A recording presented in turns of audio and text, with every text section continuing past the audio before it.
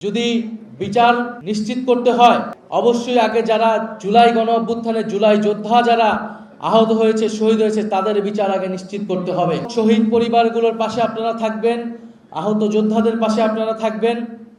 একটা কথা শোনা হচ্ছে যে পুলিশ হত্যার তদন্ত নাকি আবার করা হবে।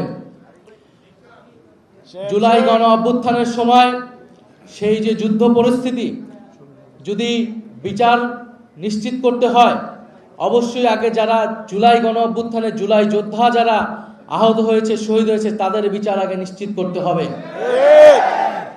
পুলিশ বাহিনীকে আমরা সমগ্র পুলিশ বাহিনী কিন্তু দায়ী ছিল এই অপরাধের জন্য, এই গণহত্যা সংঘটিত করার জন্য, কিন্তু আমরা সমগ্র পুলিশ বাহিনীকে কাঠগড়ায় দাঁড় করিয়ে নেই।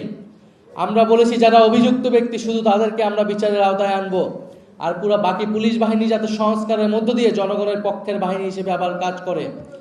ফলে এই মীমাংসিত বিষয় নিয়ে যদি আবার বিতর্ক তৈরি করা হয় তাহলে জনগণ বাধ্য হবে রাজপথে নামতে।